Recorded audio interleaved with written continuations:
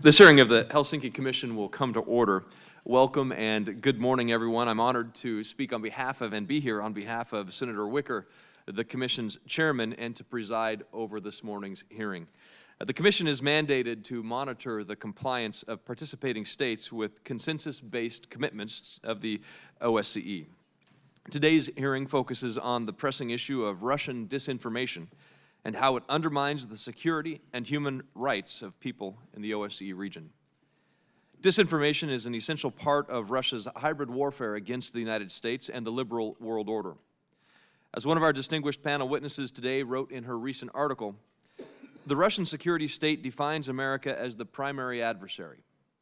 The Russians know they cannot compete head-to-head with us, economically, militarily, technologically. So they create new battlefields. They are not aiming to become stronger than us, but to weaken us until we are equivalent. Through its active measures campaign that includes aggressive interference in Western elections, Russia aims to sow fear, discord, and paralysis that undermines democratic institutions and weakens critical Western alliances, such as NATO and the EU. Russia's ultimate goal is to replace the Western-led world order of laws and institutions with an authoritarian-led order that recognizes only masters and vassals. Our feeble response to Russian aggression in Ukraine and their interference in our elections has emboldened the Kremlin to think that such a new world order is not only possible, but imminent. We must not let Russian activities go with impunity. We must identify and combat them, utilizing every tool at our disposal.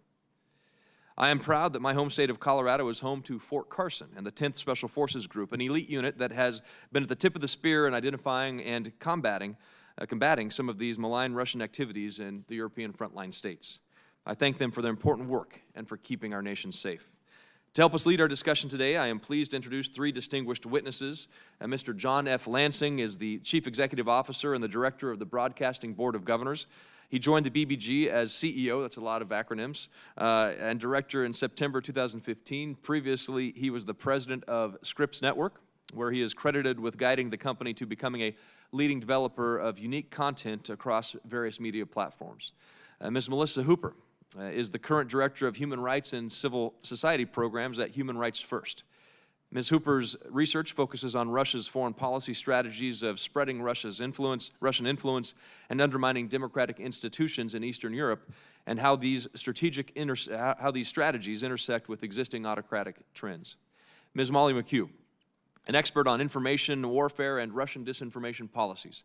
She currently heads an independent consulting firm, Fianna Strategies, advising governments and political parties on foreign policy and strategic communications. She also has extensive regional experience advising both Georgian and Moldovan governments.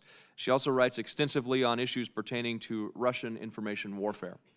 We'll begin with Mr. Lansing, who will offer his testimony and inform us what the BBG is doing to counter Russian disinformation in the OSCE region. We'll then move on to Ms. McHugh's testimony, where she will discuss information warfare and Russia's activities in this space. And finally, Ms. Hooper will present her analysis of Russian disinformation's influence over the German elections and its potential influence over future elections in Europe. So thank you very much for your testimony today, the distinguished members of panel, the expert panelists that we have today. Look forward to hearing your discussion as we strive to better understand these serious threats. Before we begin, though, I would now turn to my colleagues on the Commission, Senator Cardin, Congressman Smith, for their comments. Well, Chairman Gardner, first of all, it's a pleasure to have you here. I miss Senator Wicker, so I'll do my best with Mississippi accents. Senator Wicker is just a great leader on the Helsinki Commission, but it's great to be here with Senator Gardner.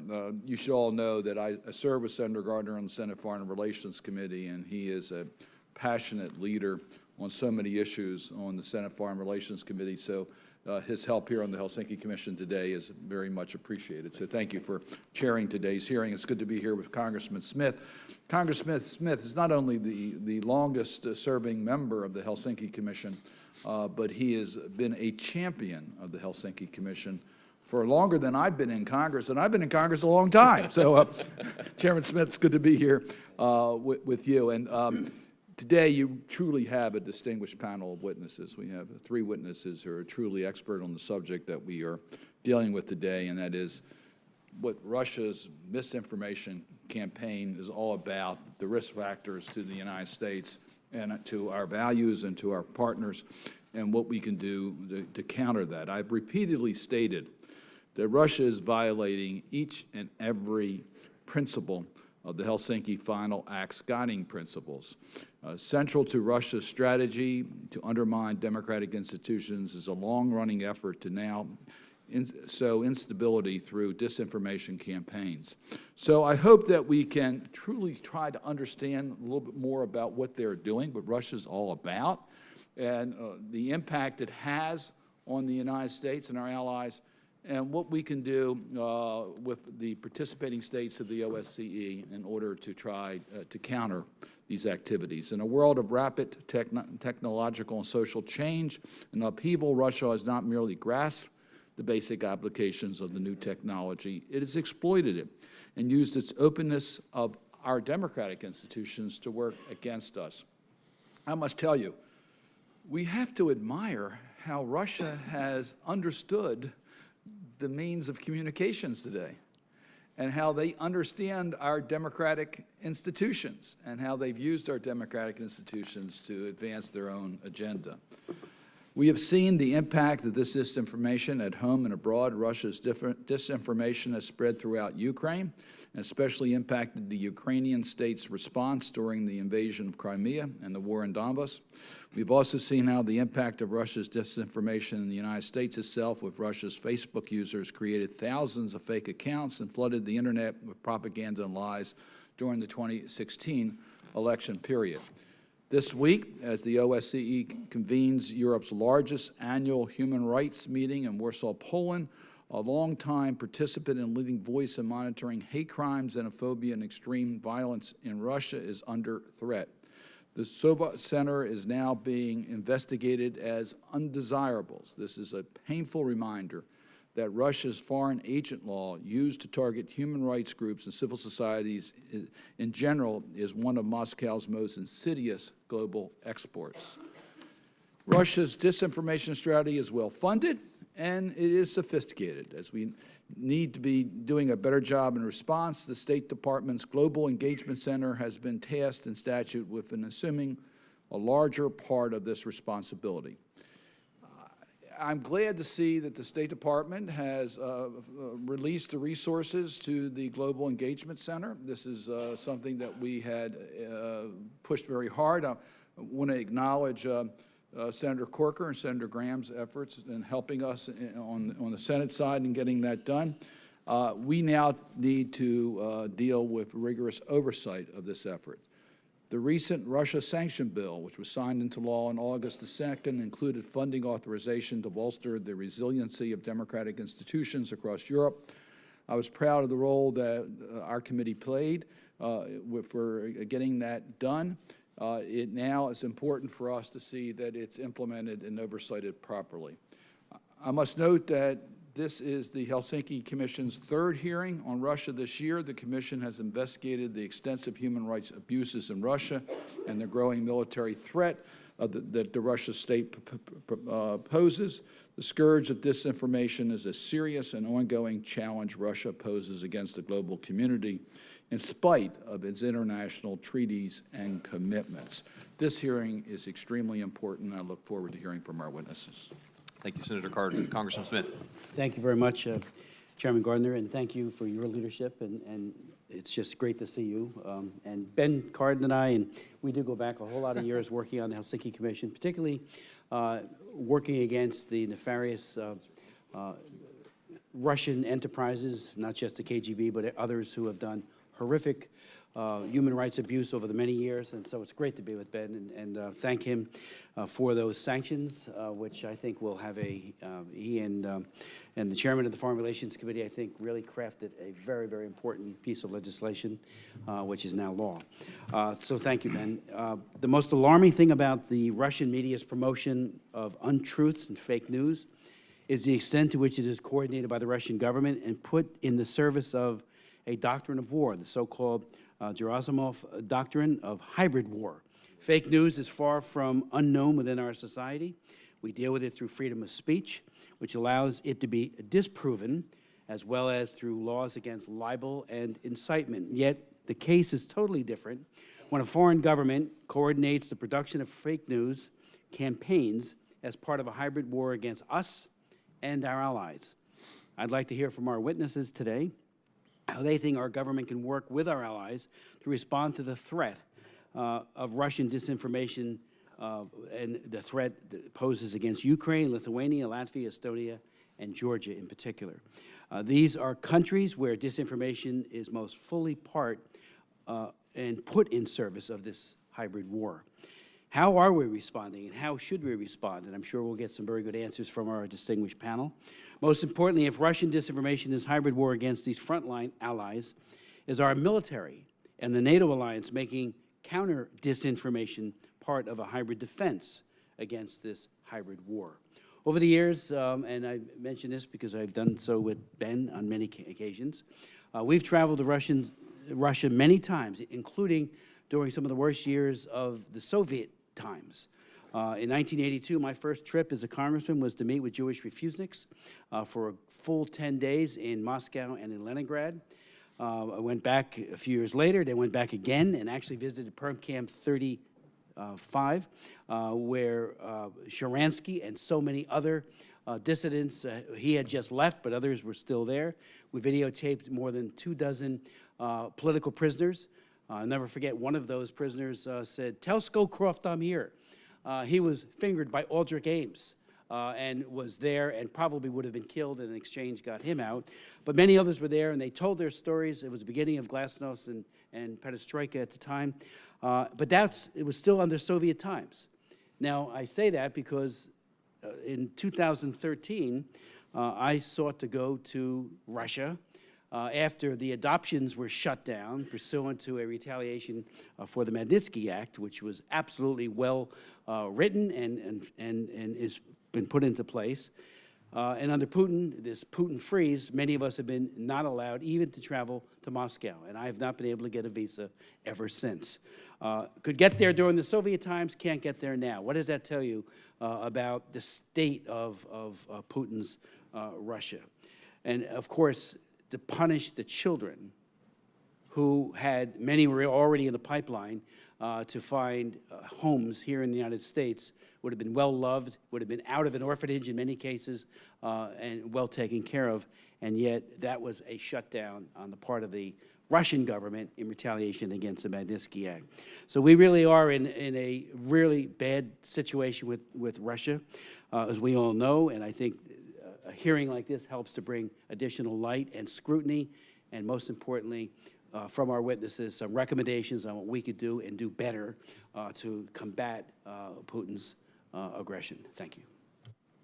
Thank you, Congressman Smith. We've been joined by Senator Shaheen and Congresswoman Moore. Thank you very much for being here today. And if you would like to make additional statements now, please feel free to do so. Otherwise, we'll begin with the testimony and reserve time for opening statements during our question period. Thank you very much. Thank you. Mr. Lansing, if you'd like to begin. Thank you, Chairman Gardner, Co-Chairman Smith, and members of the Commission. Thanks for inviting me to speak today about the Broadcasting Board of Governors' efforts to counter Russian propaganda and disinformation. I currently serve as Chief Executive Officer of the BBG, where I oversee all operational aspects of U.S. international media, including 5 networks. And those networks are Voice of America, the Office of Cuba Broadcasting, Radio and TV Martiz, Radio Free Asia, Radio Free Europe, Radio Liberty, and the Middle East Broadcasting Networks, which include Al Hurra TV and Radio Sawa. The BBG's mission is to inform, engage, and connect people around the world in support of freedom and democracy. We produce news on all media platforms, and our programs reach 278 million people unduplicated on a weekly basis in more than 100 countries and in 61 languages. We increased our audience by 52 million from 2015 to 2016. The BBG provides consistently accurate and compelling journalism that reflects the values of our society: freedom, openness, democracy, and hope. Today, we are encountering a global explosion of disinformation, propaganda, and frankly, lies by multiple authoritarian regimes and non-state actors such as ISIS. House Foreign Affairs Chairman Ed Royce, referring to Russian propaganda specifically, terms it the weaponization of information, and I believe that captures the severity quite well. In Russia, the Kremlin propaganda machine is breathing new digital life into a decades-old strategy of disinformation to influence opinions about the United States and its allies. State-sponsored Russian broadcasters such as RT and Sputnik are expanding their global operations.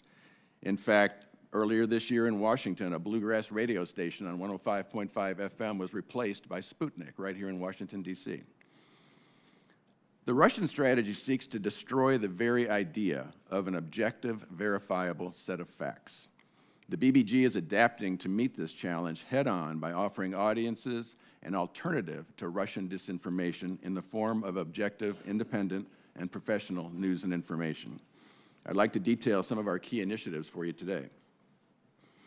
Since 2014, the BBG has added or expanded more than 35 new programs in Russian and other languages in the former Soviet space.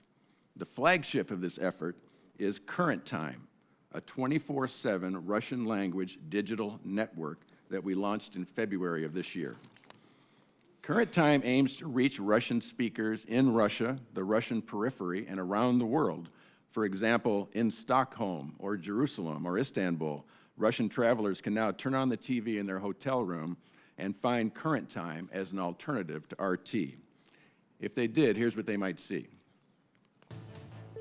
In a complicated world, it can be difficult to tell what's real, but Current Time tells it like it is. It's television for Russian speakers worldwide, delivering news our viewers care about, information that stands up to scrutiny. Current Time brings together top journalists from throughout the Russian-speaking world, delivering a fresh alternative to Kremlin-controlled media, with headquarters in Prague and Washington, and more than 100 reporters on the ground in Russia, Ukraine, Central Asia, the Baltics, the United States, and Europe. Current Time serves as a reality check with no fake news or spin. Current Time is on the air 24 hours a day, 7 days a week, with news shows for our European and Central Asian audiences, top-of-the-hour headlines, a daily news digest from Washington and New York, a nightly political talk show, the Timur-Olevsky Hour, weekend wrap-ups from Washington and Prague, and a weekly analysis, See Both Sides, that helps viewers tell fact from fiction. Available through cable, satellite, IPTV, and online streaming, Current Time reaches a potential audience of 240 million Russian speakers across the globe. And Current Time isn't just TV. Its digital platforms draw more than 160 million views on social media, with more than a quarter coming from inside Russia itself. Current Time is always on the road with shows that bring our viewers new sensations, sights, and ideas, rarely seen documentaries, unexplored places, and ordinary people standing up to extraordinary circumstances. Risk takers and entrepreneurs building a future for themselves and their communities. This is Current Time's mission. Real news. Настоящие новости. Real people. Настоящие люди. In real time. Настоящее время. That's Current Time Television. Current Time is a first-ever unique partnership led by Radio Free Europe in Prague, along with the Voice of America here in Washington. It's distributed in over 23 countries, having just launched in February on 59 satellite, cable, and digital distribution outfits. The Current Time Network produces daily news shows on the United States and global events, including within Russia, and features reports on business, entrepreneurship, civil society, culture, and corruption, and is the leading distributor of Russian-language documentaries from independent Russian documentary film producers. In essence, it provides a Russian-language, truthful alternative to the Kremlin's disinformation, distortions, and lies. Digital statistics indicate that the Current Time Network is yielding results already. From January to July of this year, Current Time short-form Russian-language videos, which are seen on social media within Russia and around the Russian periphery, were viewed more than 300 million times, nearly 3 times the number of views during that same period a year ago. And of those 300 million views, half of those are coming from audiences inside Russia. Russian disinformation campaigns are truly a global effort, and the BBG recognizes this. Our programming in Russia and the Russian periphery is consumed by over 24 million adults on a weekly basis in 20 languages, including, of course, Russian. We have also deployed a new brand called Polygraph, a joint Radio Free Europe and VOA website that is, in essence, a fact checker to call out Kremlin distortions and educate global audiences on media literacy and how to spot fake news. Russia has jumped to criticize these and other BBG efforts. A Russian state news organization charged that these programs are all produced by Russian people who put the interest of America above the interest of Russia. Our journalists have also come under attack and are under increasing pressure and intimidation in Moscow. In addition to the nearly $500 million combined budgets of RT and Sputnik and other Russian international media, the Russian government also targets Russian speakers around the world with its vast resources of its domestic state-controlled news and entertainment networks. By contrast, the BBG's FY17 budget is $786 million, but spread across 61 languages. Make no mistake, the United States is confronted by information warfare, and I don't use that term lightly. The good work of our journalists around the world is an essential element of the national security toolkit through the export of objective, independent, and professional journalism and the universal values of free media and free speech. There's one thing we won't do, and that's propaganda. Our content is protected by a legislative firewall that prevents the U.S. government interfering in our editorial decision-making.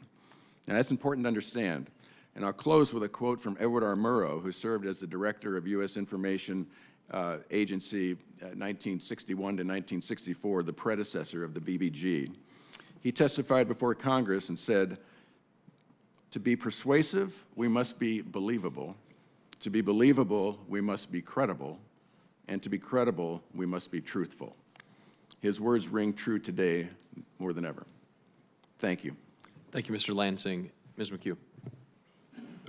Good morning. Thank you, Senator Gardner, commissioners. I'm grateful to have the opportunity to share some of my experiences countering Russian information warfare in the past decade. It's been 10 months since we were informed that information war is being waged against the American people. Our actions say that we're still trying to decide if this is a real threat or not. We must be clear about what these measures aim to achieve. First, Russian disinformation is a means of warfare. It's the core component of a war being waged by the Russian state against the West and against the United States in particular. As I outlined further in my written testimony, Russian doctrine is quite clear about the importance, primacy, and aims of information warfare. The Kremlin is operationalizing a fundamentally guerrilla approach to total warfare in order to achieve strategic political objectives and a kind of global imperialist insurgency. Within this, the smoke and mirrors of information operations are a primary means of power projection. Second, the main line of effort in this war is conducted in English.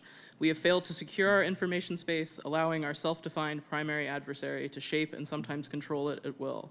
Third, we have failed to understand the importance the Kremlin ascribes to these efforts and the resources, formal and informal, that it devotes to them. The Kremlin has built sophisticated information architecture inside our information space. It is constantly reinforced and expanded by the creation and dissemination of considerable amounts of content. It increasingly relies on computational propaganda, artificial intelligence, botnets, and other means of automation, as well as data-driven targeting. We don't compete offensively or defensively in that war. Yet, in many respects, it is the war that matters most. Information tools are the new superweapons, shifting the fundamental balance of power between adversarial forces. The Kremlin believes that people are the most exploitable weakness in any system. What the Kremlin sees, for example, is that Facebook is a means of collection and a means of operationalizing information operations effectively and inexpensively, a real-life, free-market, Big Brother platform for surveillance and computational propaganda available to any power that is willing to pay for it. Russian information operations have come of age with social media. Information warfare now plays a significant role in shaping the information environment of our elections and other political discourse in Europe and the United States. I detail some examples of this in my written testimony, including how Russian-backed information operations in Georgia and Moldova have helped to alter the political landscape. But I want to emphasize this is not about information, but about eliciting behavioral change and about action. Disinformation has purpose. What did it aim to achieve is often a more important question than if it is true. Russian information operations are used to activate people and groups in different ways when information is applied on prepared networks, and they are integrated into the operational footprint of Russia in Europe and beyond, combining intelligence resources with access to technology and information capabilities, operating with few creative limitations, and backed by considerable state resources. A few examples of these from recent news. During the 2016 US elections, Russian Facebook pages were used to organize anti-immigration protests in the United States. In January, a Russian information campaign sparked protests in Germany about the so-called Lisa case, a false story about a young girl brutalized by refugees. In June, Russian hackers planted a false story in Qatar's news agency, which spread and contributed to a major diplomatic rift in Gulf Arab nations. And this year, Russian information operations have aimed to inflame a rift between Poland and Ukraine based on historical debates. These examples show that Russian information operations aim to deepen divide and amplify unrest, to achieve political outcomes, and to identify enemies for us, internal and external. The Kremlin would rather that we fight ourselves and fight each other than be unified against Russian ambitions and against their interference.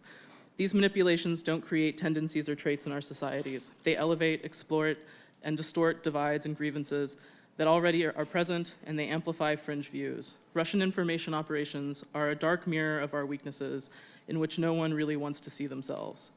Russia likes to position their doctrine as a response to Russian actions. It's more helpful to understand that the tools they deploy against us, they have used against the Russian people first. They forcibly secured their information space before they attacked ours. We, as Americans, want to believe this warfare doesn't work on us. The oceans are still a barrier to foreign invasion, but we really have no basis in fact for remaining comfortable with that belief. We do need a new kind of star chamber, coordinating our best assets, diplomatic, military, intelligence, industry, non-governmental, and informal, to counter the information war launched by the Kremlin's power vertical. I highlight additional measures for securing our information space in my written testimony, but I would like to highlight a few in brief. First, we need a whole-of-government response driven by a unity of mission. Clear leadership amplifies results. If our government is more open about the threat and the results, media and civil society actors, for example, can follow along and take more action. Second, we also need an integrated whole-of-alliance approach with our NATO and EU allies. Some, especially Estonia and Lithuania and Ukraine, bring critical capabilities, insight, and experience that we need. Third, irregular warfare, including information warfare, will be fought within our borders. This means we need to rethink authorities. Our most experienced assets shouldn't be boxed out of defending the American people.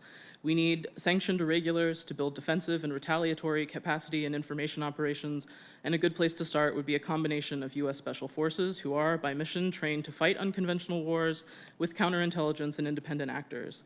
We must also work with our trusted allies on the geographic front lines of NATO, using, as you noted, Senator Gardner, the 10th Special Forces Group, our Europe-aligned group, which brings a range of knowledge and experience in countering Russia to the table.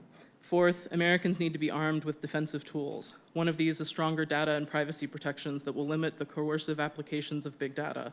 Fifth, we need to evaluate how to restrict tools of computational propaganda on social media and whether that is something that we can do.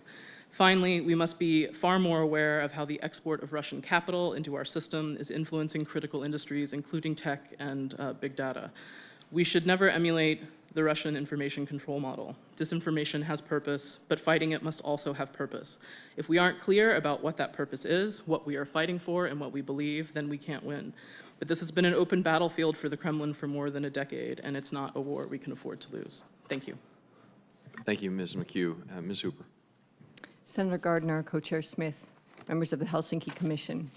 I want to thank you and Chairman Wicker for giving me the opportunity to testify regarding the damage caused to democracy and human rights by Russian disinformation efforts in the United States and Europe and efforts to combat them. I've submitted a longer statement. I'll highlight a few points here. Since the election, Congress and other policymakers have become increasingly sensitized to the Russian government's use of various forms of disinformation. However, I should emphasize that the use of disinformation is not the Russian government's sole strategy.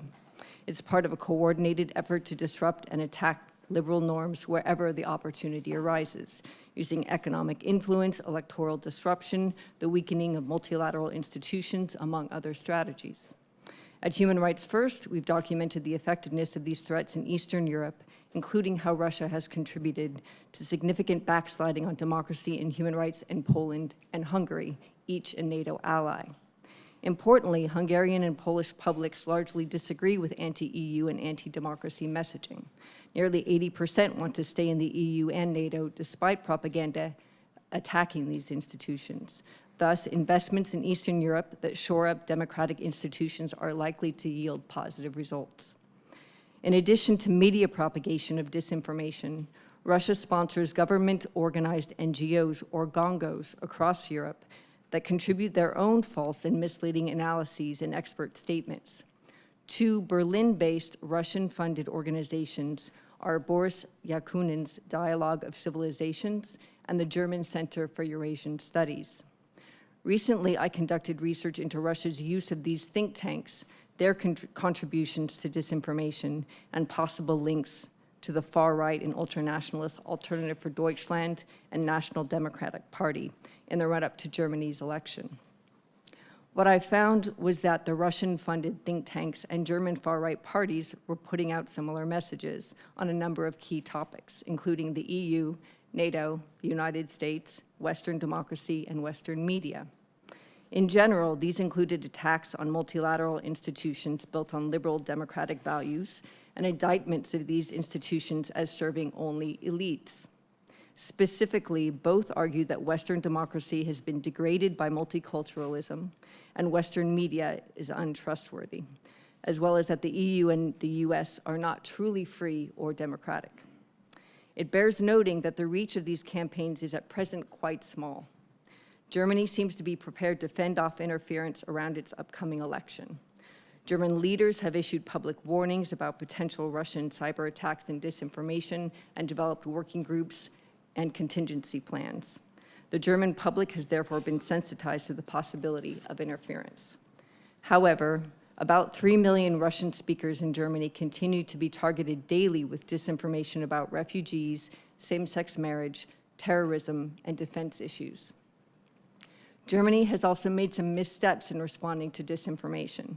The Network Enforcement Act, passed in June, essentially forces social media companies to be the arbiters of what constitutes free speech and what violates German law.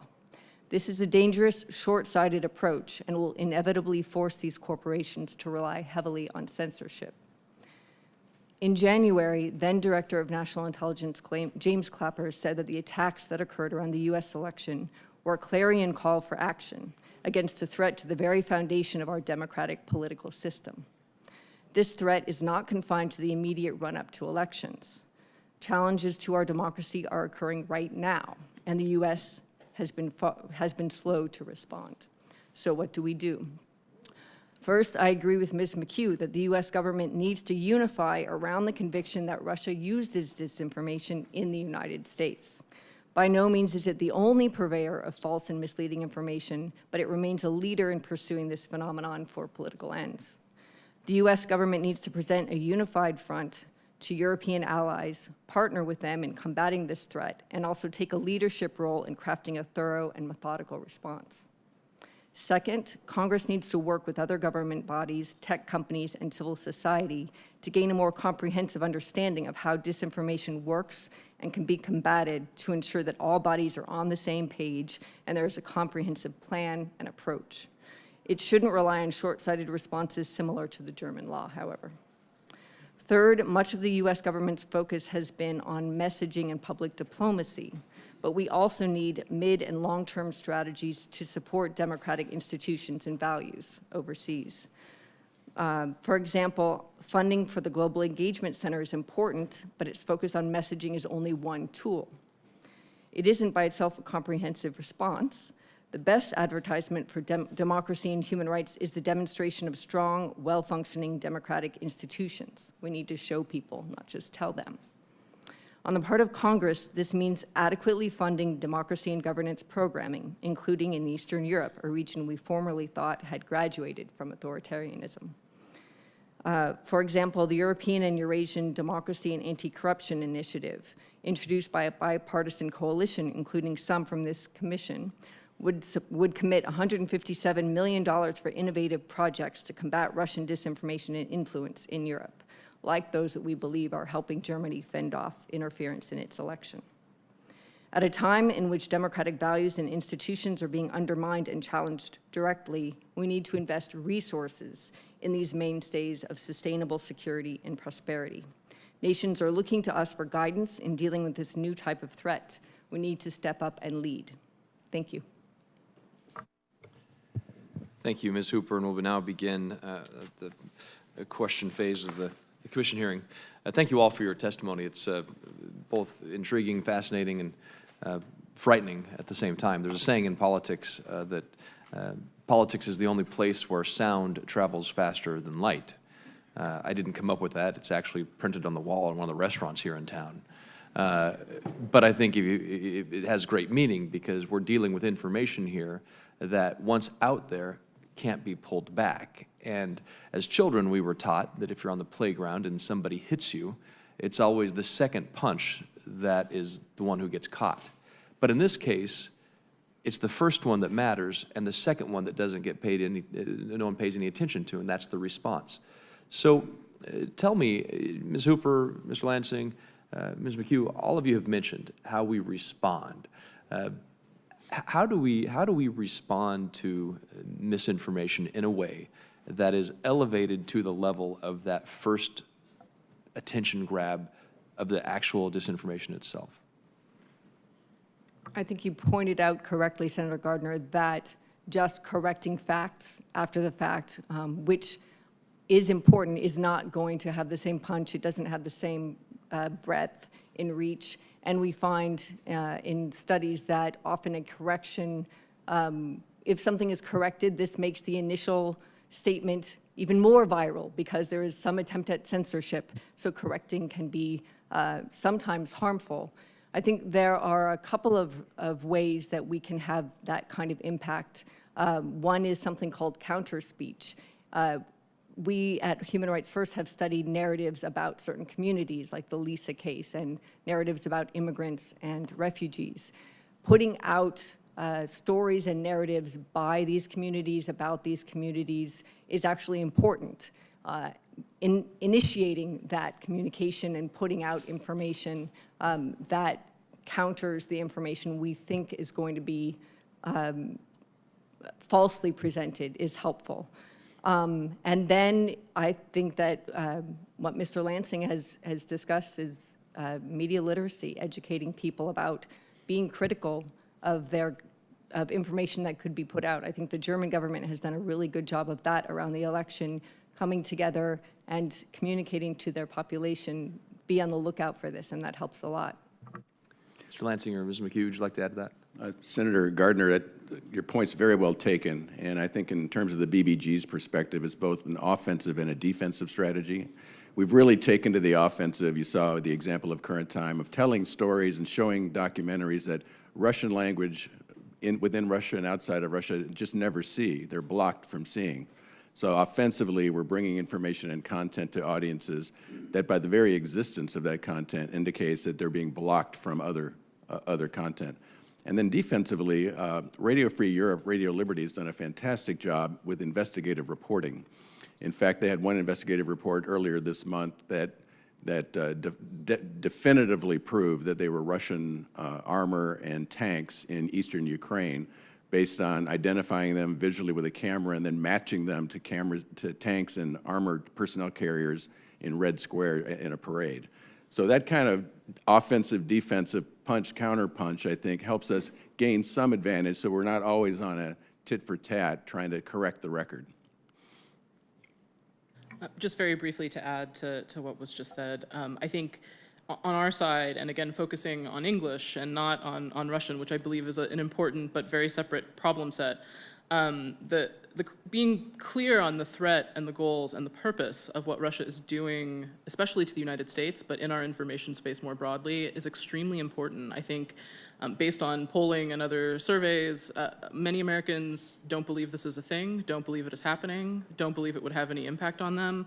The core of this, which is what's so unnerving, especially if you sit with some of the sort of information warfare experts in countries that pay a lot of attention to this, none of this is the secret sauce they all want us to believe it is. It's marketing, it's basic psychology utilized in sort of new technological ways.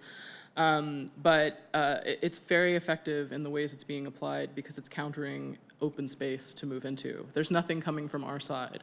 And open source intelligence projects and investigative journalism and exposing disinfo are very important initiatives, but none of them fill the most critical space, which is narrative and which is storytelling. So sort of what is the purpose of what we are doing and how we are delivering that to people. And I think that's really an open space right now that there's very little leadership in. And for me, this is the first step in sort of coordinating what our response needs to be in a way that will be noticed by people, because we've been very absent from it in the past decade. Thank you. And the co-chair of the commission, Congressman Smith. Thank you, Chairman. Couple of questions. First, as you know, recently the news broke that the FBI is investigating Sputnik for a possible FARA violation, and that the U.S. associate of RT has been ordered to register with DOJ as an agent of a foreign government. I'm wondering if you thought that was a good step. Will it have positive consequences, or is it just, or what? Congressman Smith, I'm aware of that information. It's in the press. There are consequences, I think, to anything that would look like an attempt by the United States government to limit or block Russian media in the U.S. That's not to say it's not a good idea, but I would suggest that there would be consequences. We currently have a bureau in Moscow with approximately 50 journalists, mostly RFE, RL, and some Voice of America. I worry about a reciprocal response, frankly, but at the same time, I think it is a complicated problem, because you have the activities of RT and Sputnik that clearly appear to require some investigation. Okay. Yes. And I might just add to that quickly, sort of amplifying a point that Senator Cardin made in his opening remarks about the information warfare that was applied in eastern Ukraine before the invasion. I think something we really need to look at is what are these organizations? Because they're not just media, they're not just reporters. Starting as far back as the Georgian War in 2008, certainly in Ukraine and in Crimea, the first wave of the war was the arrival of Russian journalists and the establishment of communications from those areas, including completely false video and narrative that was being established to justify the means of invasion. So I think that it's a very complicated area, this sort of free speech, how do we not become Russia while responding to Russia problem. But these are not standard media organizations, and they are worthy of separate consideration from other things like BBC and HK, other state media, which are not at all similar to what Russia does with their state media resources. One of the concerns that I have, Mr. Lansing, you might want to take this, is there thought of creating a current time for China? I co-chair the China Commission with Senator Marco Rubio. My committee, the Human Rights Committee of the Foreign Affairs Committee, that and with the China Commission, I've chaired 62 hearings on Chinese human rights abuses. There are threats all over the world. Russia and China are among the most egregious threats, I think, to human rights and freedom the world has ever known. And taken together, and they do work increasingly together, I think we are in a very precarious time in our history. My question would be, especially at a time when CCTV is on a tear, just like the Russians are, to propagandize not just Americans but the world, with a narrative about Xi Jinping's benign benevolence and all of the other. I mean, I watch CCTV just to stay abreast of what they're doing, their hatred towards Japan, and the hearkening back to the atrocities committed by the Japanese is a regular feature on that television network. And yet we have been cutting Radio Free Asia slots at the precise time where we should be tripling it. And so my question would be, there seems to be a sense in our government and elsewhere that we give China a pass while we focus on Russia. Now, we should enhance our work against Russia, and I think the work that Current Time is doing, I think that's a very, very responsible and responsive attempt to really get the truth out. But that said, we are diminishing our capacity to get the truth out in China. As a matter of fact, it is demonstrable. I meet with the folks that run the Radio Free Asia efforts, and VOA's got a similar problem, and they are aghast. They're appalled that we are lessening our ability to tell the truth in that dictatorship. And again, they operate unfettered here in the United States through CCTV and other means. They're even buying Hollywood, as we all know, so that there will not be a criticism leveled against the Chinese dictatorship, because if you want to get your movie, if you want to get your screen play approved, it will be censored. And we saw that all happen some years ago, and I had the first hearings and had several more over the years on global online freedom, or the lack thereof, where Google and others would voluntarily censor, as the price of admission to that market, what happened at Tiananmen Square. I had hearings on it. We had Google, I had swore them, and Yahoo, Microsoft, and others, and I was sickened by the complicity of U.S. corporations to kowtow to Beijing. And while the economic interests are in nowhere near as robust with Moscow as they are with Beijing, we have enabled dictatorship by that. So current time, is there something similar planned for China? And again, there seems to be a double standard when it comes to China and our lack of robust broadcasting there. And right now, as we meet, the downgrading of Radio Free Asia. I'm the one who offered the amendment to make it 24 hours a day when it was a part-time. This was years ago. It ought to, there's much more that we could be doing in that. And let me just ask one final question. I have many, but time doesn't permit it. How would all of you assess the European government's efforts to counter Russian disinformation? Are we working as collaboratively as we could? Estonia, as we know, has made a valiant effort to step up a new Russian language television station, ETV+, to counter Russian propaganda, but one country alone can't do it. What could be done, to coordinate those efforts with our European friends and allies? Congressman Smith, thank you. I agree with everything you said there.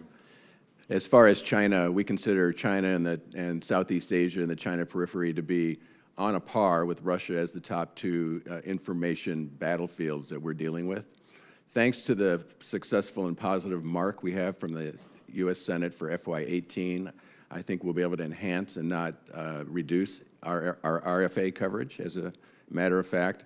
And in fact, we had a special appropriation from FY17 that allowed us to develop programming with RFA, Radio Free Asia, and Voice of America for the first time to create television content for North Korea.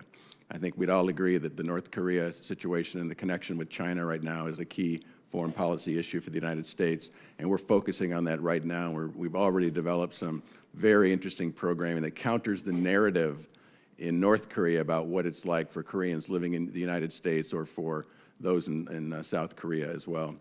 So we're investing in China and the China periphery. As with Russia, it's difficult to get television into China and parts of Southeast Asia. We just yesterday went through a situation where we were shut down. Voice of Radio Free Asia was shut down in Cambodia by President Hun, and we're evacuating our people from Cambodia today, as a matter of fact. So it's a tinderbox of information complexities, and we're facing it head on.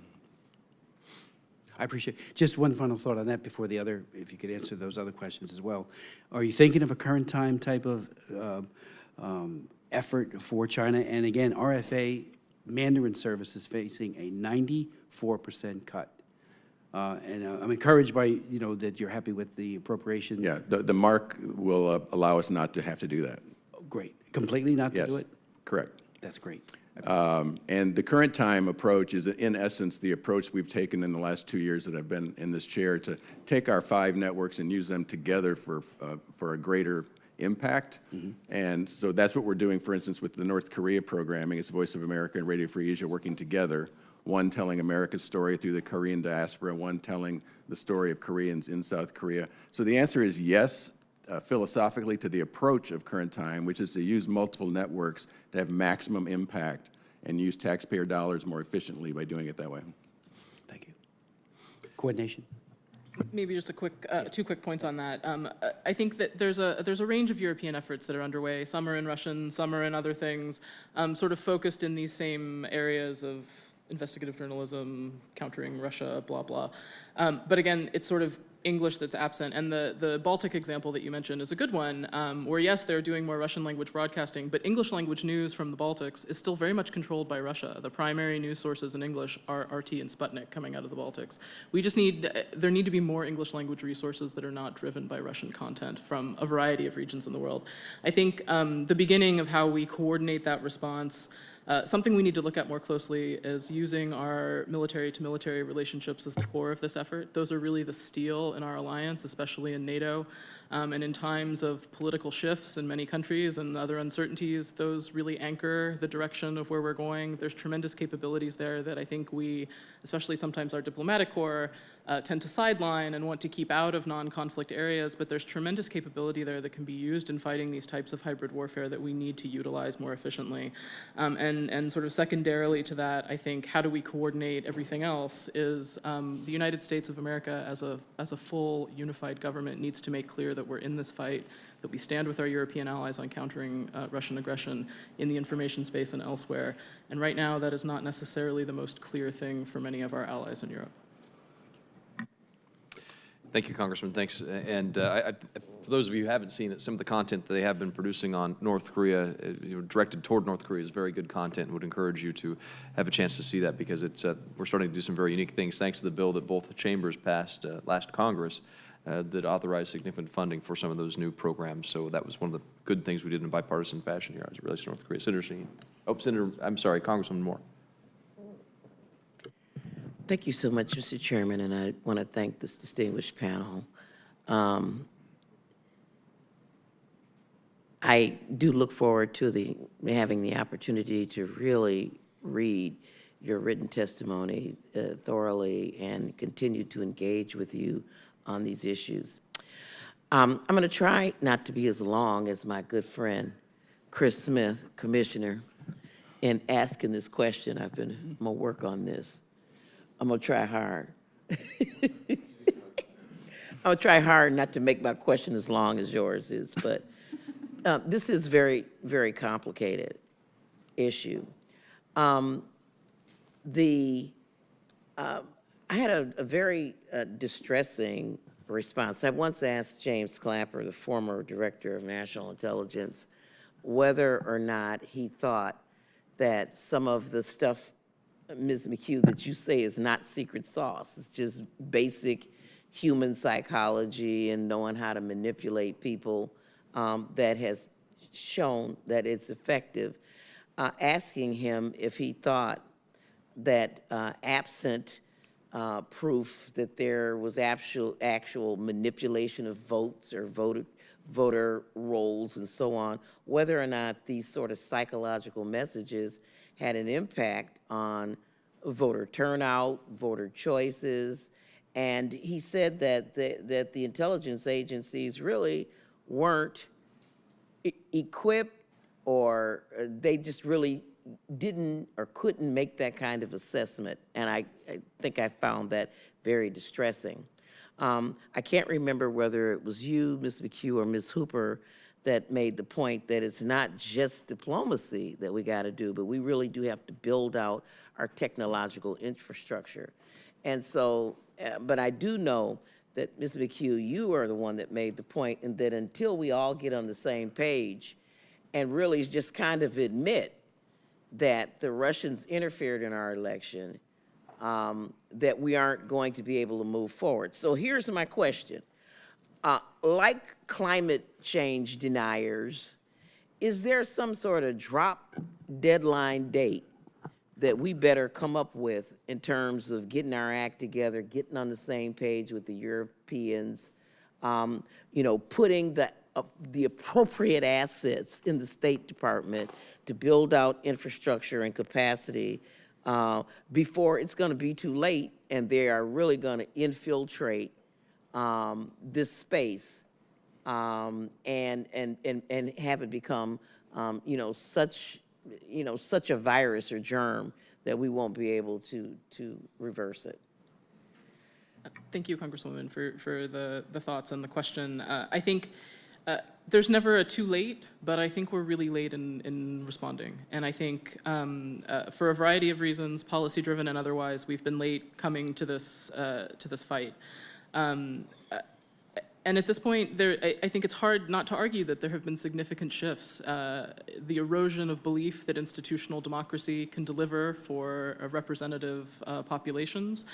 The erosion of belief that institutions matter in many Western societies, certainly the erosion of the belief that this is something other countries want to pursue. These are things that have very much developed over the last decade in parallel with Russian information operations. So interpret that how you will, but I think that our voice needs to be in that space in a way that actually celebrates and represents our values in ways that we haven't seemed to be willing to do in quite some time. I think that if you're looking at the evaluation of proof of manipulation based on information operations is very hard to do, as Clapper suggested. But I think if you look at shifts in opinion during that same period of time, in particular the period between summer 2015, when we know there was an escalation in Russian activity in our information space through the election, if you look at parallel shifts in opinion on key issues in certain voting populations in the United States on issues like free trade, which the Russians tend to attack because they prefer sort of nationalistic, internally looking views, on views of NATO, on views of Putin. There were significant shifts in opinion, so I think it's hard to say that what they were doing didn't have an impact. And what we have seen them do in other countries, particularly in countries like Georgia and Moldova, and in Ukraine, is focus very much on voter suppression or mobilization, on how to get people to vote or not vote based on who they And are. to that point, I definitely don't want to sound partisan, because just like it happened to the Democrats in 2016, you know, these folks can get mad at the Republicans, and either way, it upsets me. I received several robocalls, and you know, based on these algorithms and you know, targeting African American women and so on to suppress the vote. I got a call, clearly Slavic voice, saying, and they knew that I hadn't voted early. Says it's not too late, you haven't voted, but if you vote for Hillary Clinton, she will deliberately start World War III. Now, you know, being sort of kind of the peacenik type person, I mean, it's easy to determine from my social footprint that I would be vulnerable to such a message. And in terms of the whole Facebook thing, you know, targeting, I mean, I'm from Wisconsin, a place that ordinarily doesn't vote, you know, for the Republicans for president, not in recent times. But we had a really, we are hearing that they targeted Facebook folks, anybody who talked about mass incarceration or racial injustice or anything like that were targeted for the super predator message about Hillary Clinton and news of that fashion. And so I am wondering, is there an opportunity for us, since James Clapper said that our intelligence agencies are not doing it, is there some technology that we have to counter these, you know, psychological messages, this kind of stuff that goes on? Is there something you can point to that we could do? Absolutely, and I think the points you raise are really good ones. And your point about the campaign targeting and messaging targeting is really important to make, because I think people believe these things aren't happening because we don't see the same information anymore. The stuff that would have been targeting you on Facebook or in person is not the same things that I would have been getting. The first time we saw that used in that specific way was in the Georgian elections in 2012, where there were these totally separate information universes created on Facebook to mobilize or demobilize parts of the population in very different ways. So I think that the solution to that, there is a technological piece of this, but the problem is who's motivated to find it.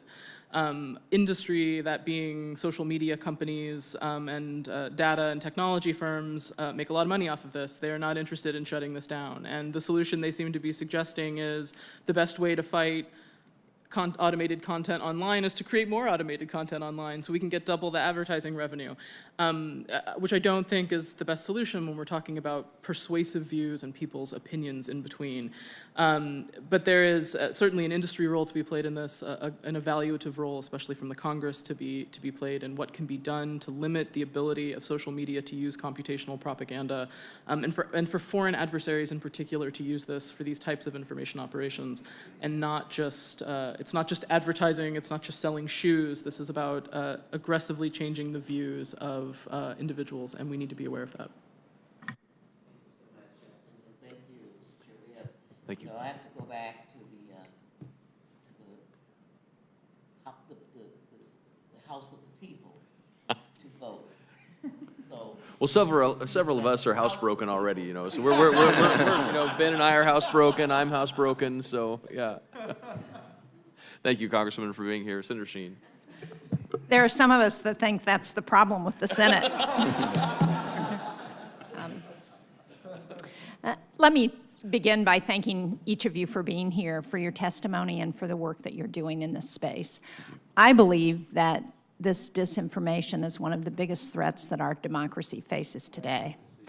And I think that one of the reasons that we have had trouble developing a whole of government approach is because the first thing that really got the attention of the American people was the Russian interference in our elections in 2016, and that was viewed through a partisan lens as opposed to being viewed through an understanding that this is a threat to the foundations of American democracy. It has nothing to do with Republicans and Democrats. It's all about how do we undermine democracy in America and in the West. So I especially appreciate what all of you are doing. I want to go back to the whole of government approach, though, because on the one hand, Mr. Lansing, you talked about the importance of keeping all of the work of the BBG separate from government, so it's not viewed as propaganda, which I appreciate, and I agree that that's important.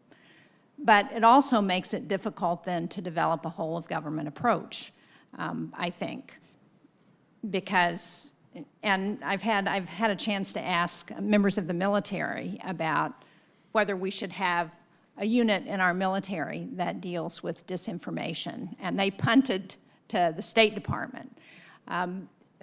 Russia, on the other hand, does have that kind of a unit in their military. So the question is, how do we develop that whole of government approach, given the various interests that we have within our government and the partisan challenges that we still face in terms of dealing with this issue?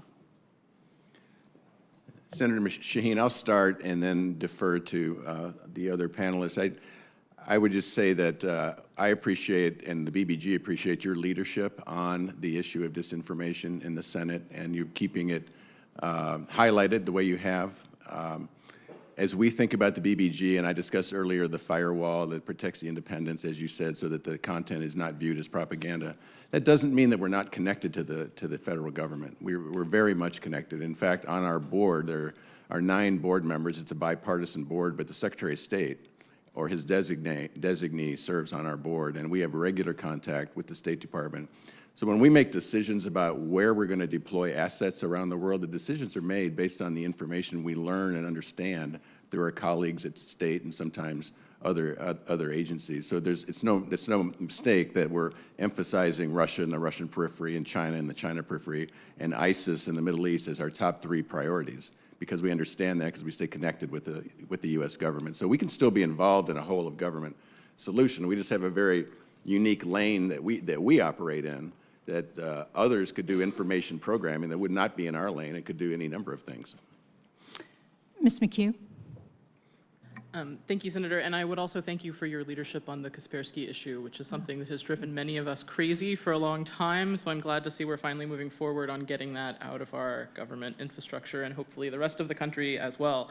It is a complicated issue. However, I think the one thing we can really look at, no single part of our government and no single part of our civil society or industry or anything else wants to take leadership on this, because there isn't that center to activity. And when it's created and everybody has to be in the room, suddenly good things happen. I think the one thing from the Russian side we really can seek to emulate is the informality and creativity that comes from throwing various parts of a mechanism into a room together and seeing what comes out the other side.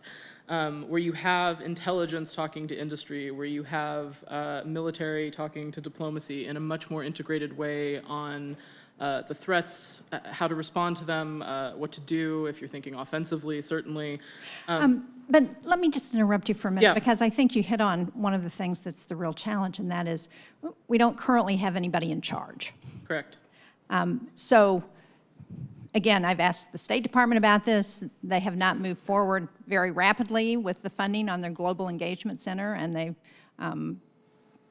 were not excited about being the point person on this issue. So who should be in charge? Where should the leadership for this reside and the direction? I think until it's clear that the White House believes this issue is something we need to address forcefully, that is a very difficult question, but it needs to be something that's assigned to an individual within our government somewhere to lead this effort. I think you see a lot of things sitting out there waiting to be used. The GEC is a good example where Congress has been forcefully saying, create this, use this, here's some money, why aren't you doing anything with it? It's still sitting there. In the Pentagon, there's an entire part of the Pentagon that deals with information operations. What are we doing with them right now? The Marine Corps just created a new Directorate of Information Operations. Why aren't they coordinating with the other military branches that work on these things? Again, special forces have great capacity in military information support operations, and none of these are coordinated. They're all sort of drifting around. And again, none of these things have any mandate to look at what is happening inside the United States, coordinate with counterintelligence. There was a really good piece in Politico last week by Asha Rangappa talking about this, that there's no authorities for counterintelligence to look at social media or counter, sort of aggressive, hostile information operations within the American information space.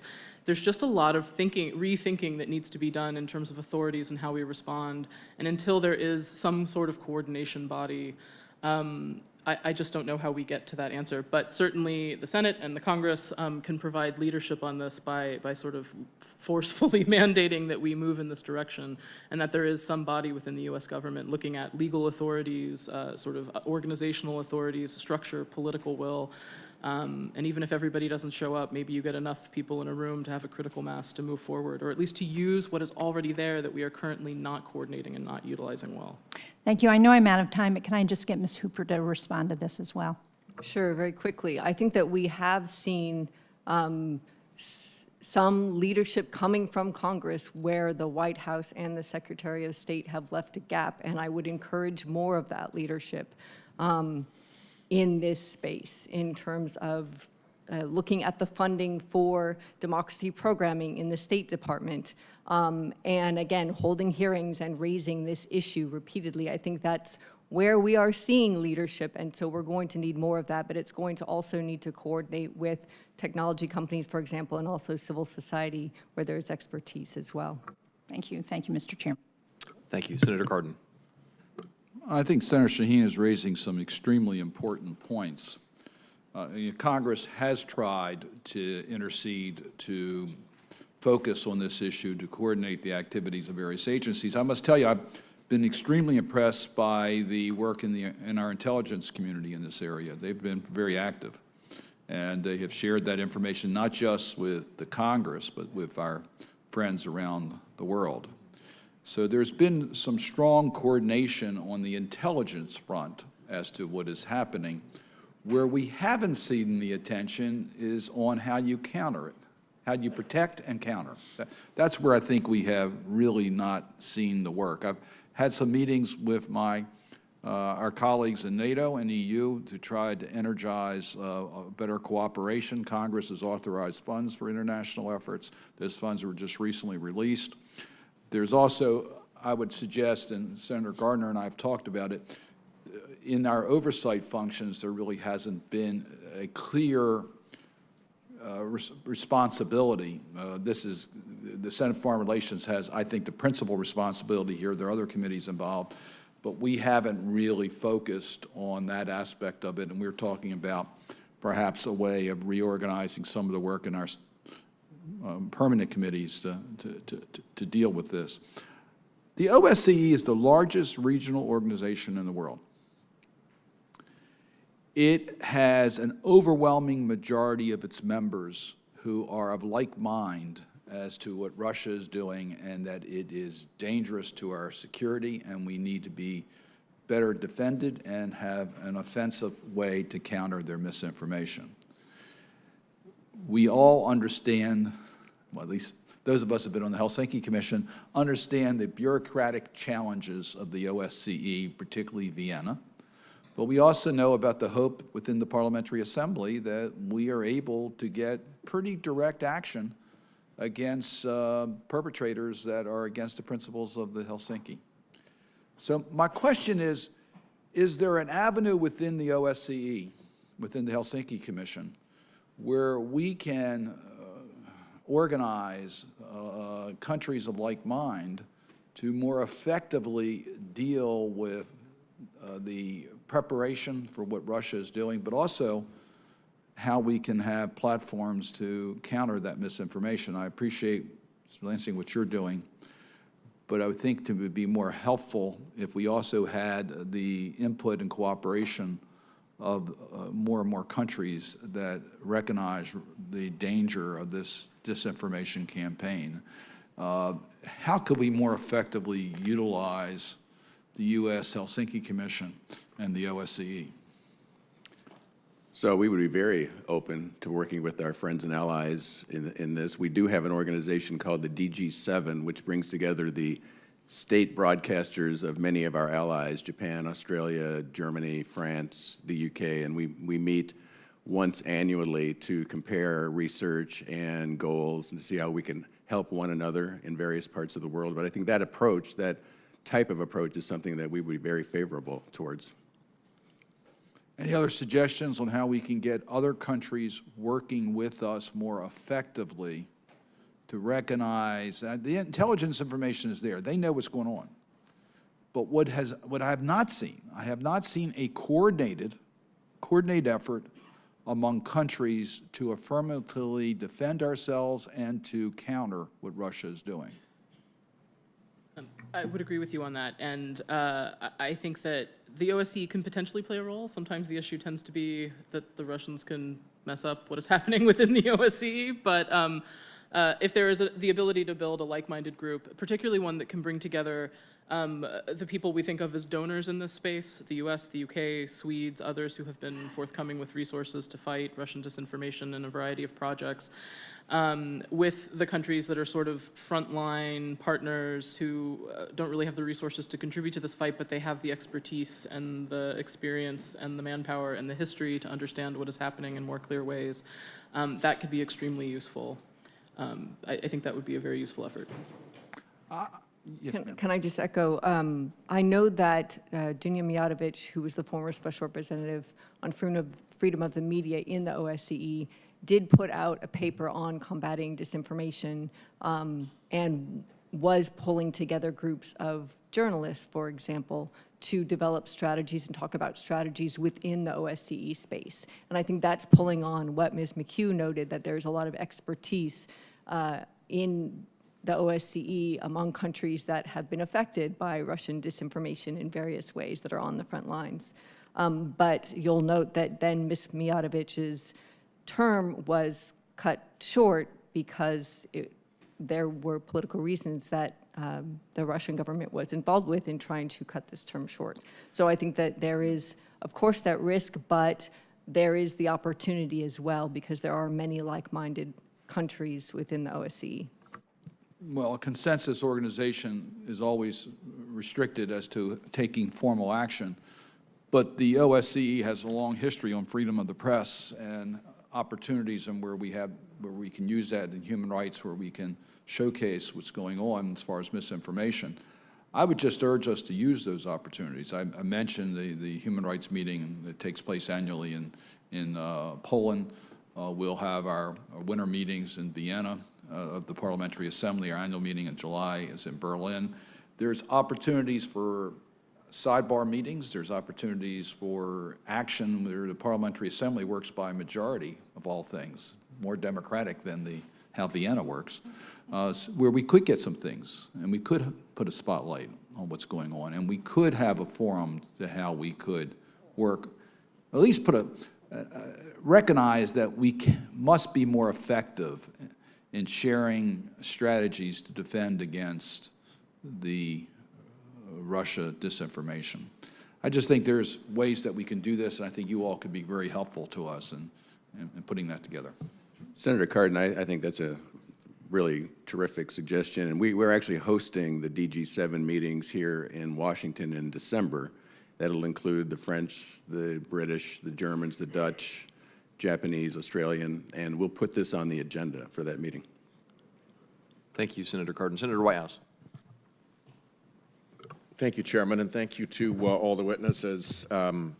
Just to be clear, is everybody in agreement that the Russians interfered in the last election? Yes. Yes, 3 for 3. Okay. Are all of you familiar with the publication, The Kremlin Playbook, and the publication, The Kremlin Trojan Horses by CSIS and the Atlantic Council, respectively? Yes? Yes. I'm not. You're not, okay. Are the two of you that are familiar with those two publications, what's your opinion of them? Are they reliable, complete, trustworthy? Do you agree generally with the findings that they made? Yes, I think that they lay out a large number of the strategies that we've referenced today that Russia is using throughout Europe, also in the United States. Ms. McHugh?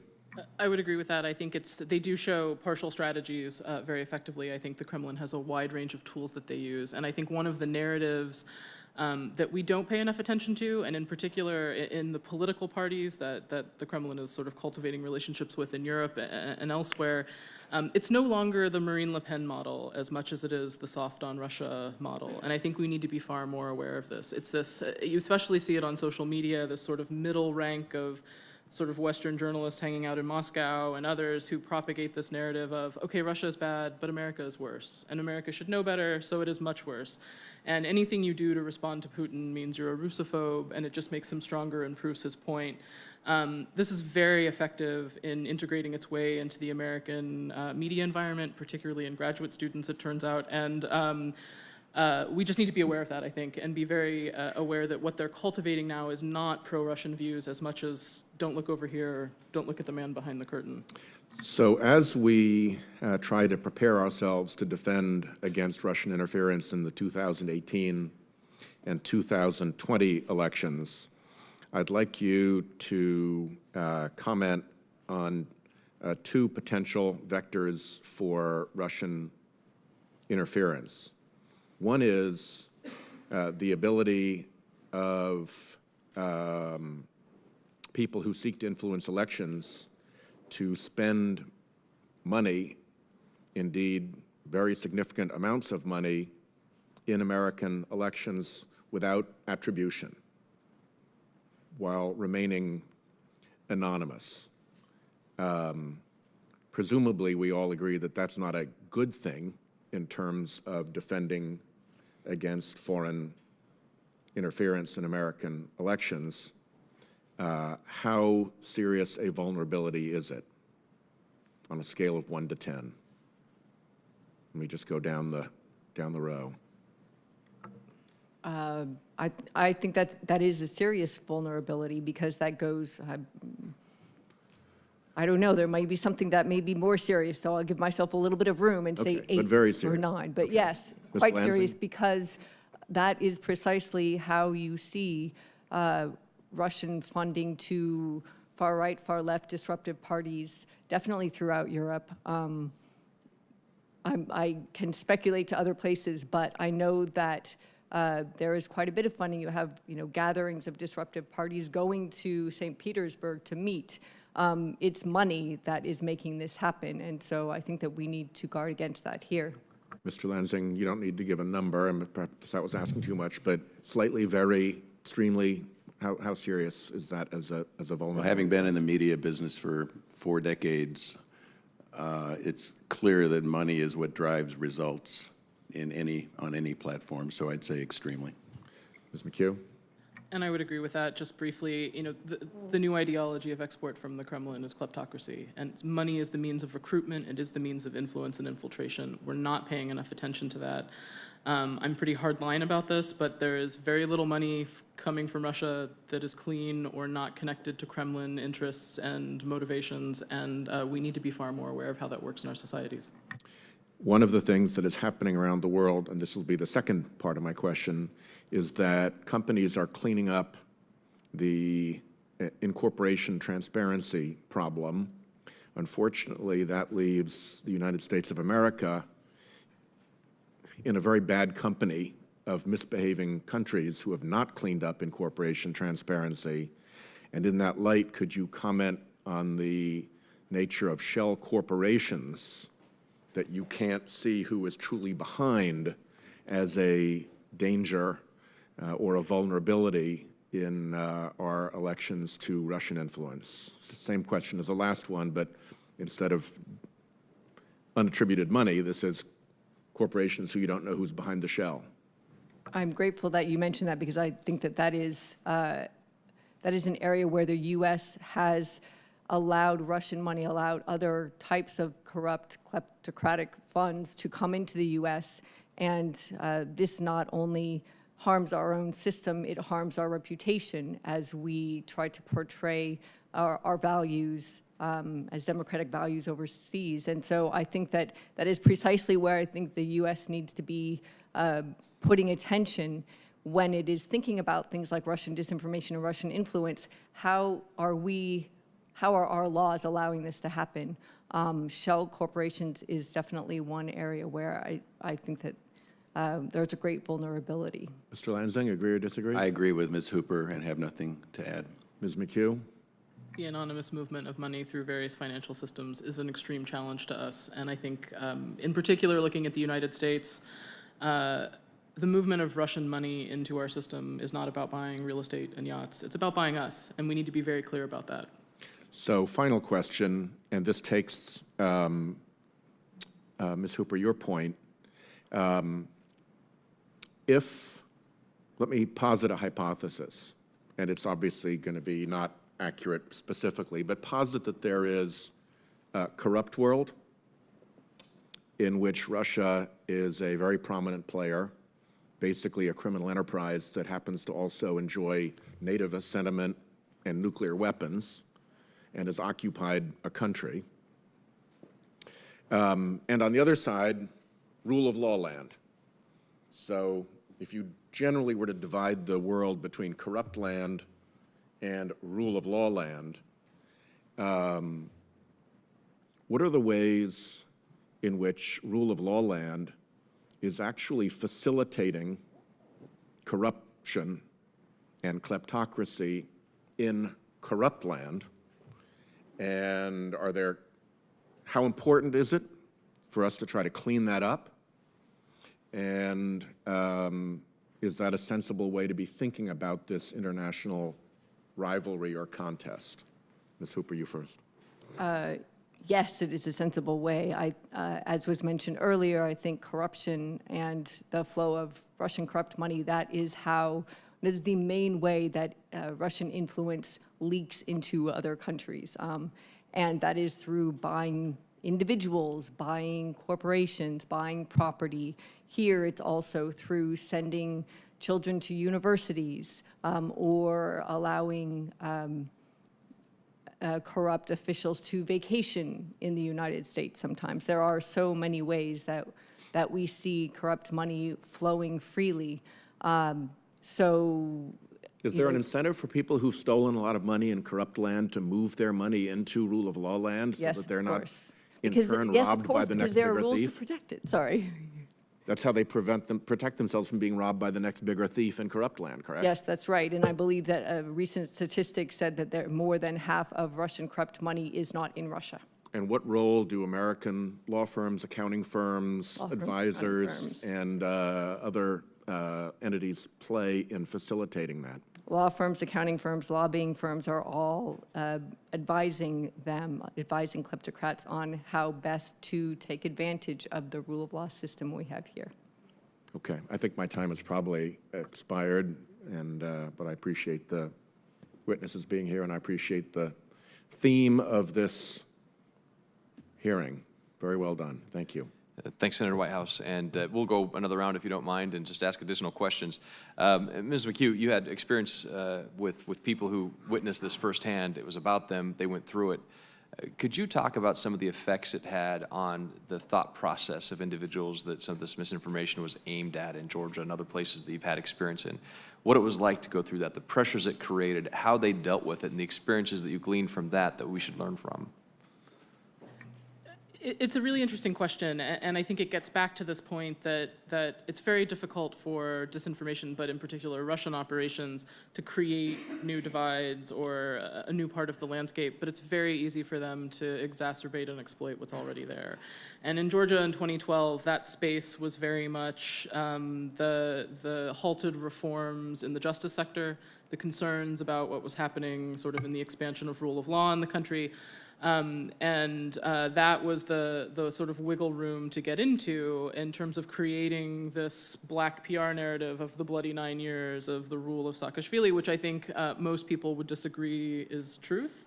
Certainly there were issues with the Saakashvili government, but bloody 9 years is not a valid representation of what happened during that time when significant things transformed toward democracy in the country.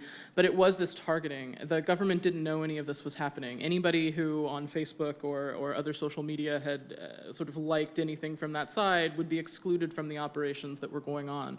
So there was this very divided view of the country that sort of evolved over the year when these operations were applied. Toward the end, when you had not just a narrative of what way do we want the country to go, what didn't you like, are you disadvantaged compared to others, but the things right before the election, the supposed prison rape tapes that were put out the night of the election when there was this fake story, which was much later debunked, about this dead baby that had been found in a well that they claimed the government or the ruling party had killed. But all of this was playing out in real time across the information network that had been built by Bidzina Ivanishvili, whose money is Russian, and very much backed by Russian information enterprises. And I think that the effect this had on people, on Georgians in particular, who after the war in 2008, there was this sense of the existential threat in the country. And it's exhausting. It's exhausting for any country to have to think all the time about invasion, turmoil, takeover. And all of this sort of exploited that sense of, wouldn't it be great if things could just be normal again? But created this environment of fear and the potential for violence that really suppressed part of the vote and elevated another part of the vote in ways that I think really shifted the outcome of what that election was. And I think that's fairly easy to pull out. In Moldova, it's a little bit different. It's a very divided country, the sort of Russian-speaking part versus the Romanian-speaking part. But it is such a terrible information environment where 4 of 5 national channels are controlled by the oligarch who controls the country, who is nominally pro-European, but his channels are the ones that promote all the pro-Russian propaganda in the country. The courts that he controls are the ones that have laundered the $40 billion of Russian money through Moldova into the EU. Within that environment, everything becomes this divisive. The way that they control the country is through the division, through saying you have no choice but maintaining these divisions. Or the Russian-speaking population would be disadvantaged anywhere else, the Romanian-speaking population would be disadvantaged with any other thing going on. And it's this constant churn of, this is all you get, that is used to control what people think their options are, and that's why everybody's leaving the country. But the sort of constant maintenance of these narratives is very difficult, but it's all about information, and it's information used to mobilize people in specific ways. When you look around the globe and you look at Europe, you look at Germany, you look at France, you look at the United States, our efforts, is somebody doing this better than we are? Is somebody getting it right? Is there more policy in place somewhere that's having a better effect than we are? France, during their election, was able to fight back a little bit. Can you explain how, and would love to hear from all three of you. Go ahead. I think that there are countries that watch and assess this problem better than we do. But in terms of response, I'm not sure that anybody really has anything yet other than happenstance. I think part of what happened in the French election, there's partially sort of a cultural resilience to slander and scandal that we don't have as Americans. I think there's a big language issue. I mean, the way the Russians talk about this constantly is the linguistic hegemony of English, which is the thing they're trying to break with RT and Sputnik. But they're not wrong about that, which is English is the language of the internet. So when they do these operations in terms of the information space in English, we are the echo chamber they're pointing at, and everything just kind of bounces around. They don't do that much in French. There's not as much effort applied. Same in German, although I mean, mostly what their avenue of disruption is right now is they're targeting the Russian population, sort of Russian-descended population within Germany, and then other things. But it works better in English, and that is why I think you've seen the results that are Russian-connected on Brexit, on the American election, where there just feels like there's more going on that we haven't seen. And I guess instead of, oh, go ahead, Ms. Hooper, I'm sorry. I wanted to add a quick point. I think that both France and Germany have done better in one respect.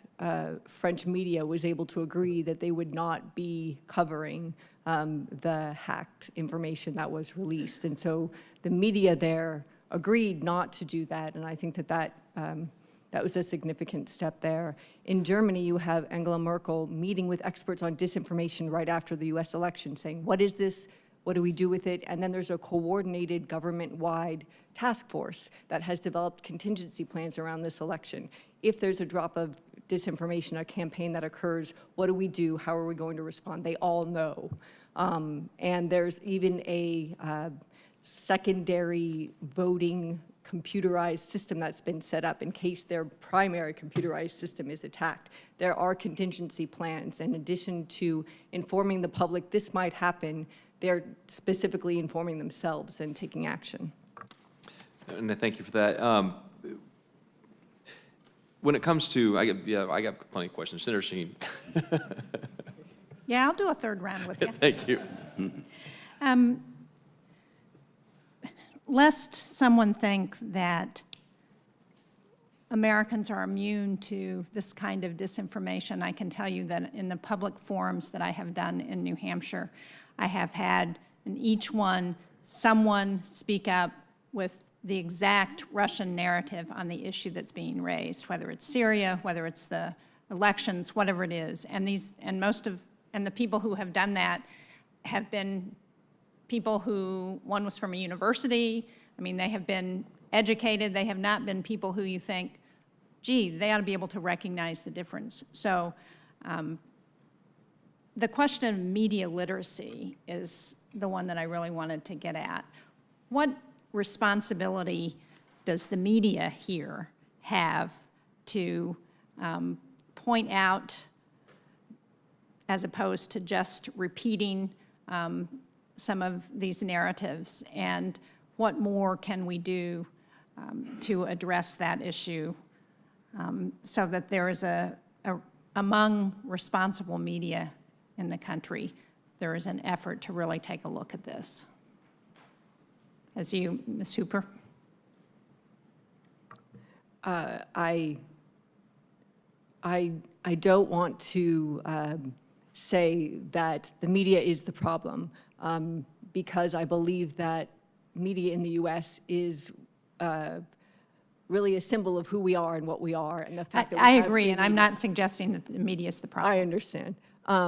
But I agree with you that there seems to be a tendency in the U.S. for us to go to the shiny object, and that includes with our media, and sometimes the shiny object is something that has nothing to do with substance or with facts. So I think what I'm saying is I do feel like media has a responsibility, and a raising of that issue and a highlighting of the ethics responsibility of journalists and of media, I think, would be helpful and important for us now. Mr. Lansing, as someone who's come out of that world. Yeah, not speaking as the BBG CEO, but just as in my experience, having been a journalist myself and a news director, I thought, first of all, I take your point very much, and I thought it was interesting to watch the evolution of the coverage last year, when you'd be watching one of the cable television networks and you'd hear something said that was empirically just untrue. and the moderator would just let it go right by. And then after a while, I think CNN was a leader in this, and the others came along. You saw them becoming a little more aggressive just to call something out as being untrue, or even to have a lower third that just said that's just empirically false. So I think it took the media a little bit of time to catch up with what was a blast of disinformation that seemed to come out of nowhere. But I still think, to your point, I think the media has a responsibility in the best tradition of media to offer perspective and context. And part of perspective and context is helping an audience understand, or a media consumer understand, how to be a smart consumer of media. And I think more could be done to do that. And so how do we encourage that among the media? I mean, for example, one of the examples that I use that I'm sure you all heard was the story on social media that got picked up by Fox News and repeated, and then got repeated by the president.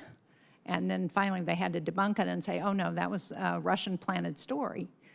But how do we get the media to police itself on these issues? Ms. McHugh?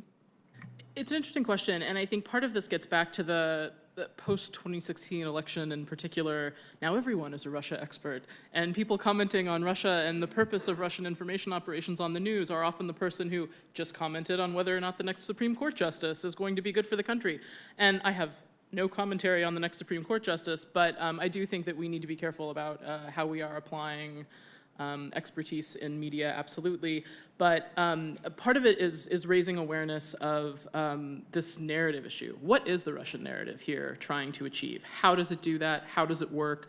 And part of it is building awareness in the commentariat, but also in journalists about those things. I have had more than one argument in the past 2 years with good friends of mine who are good, extremely good, aggressive, credible journalists who have written a story that is clearly Russian disinformation.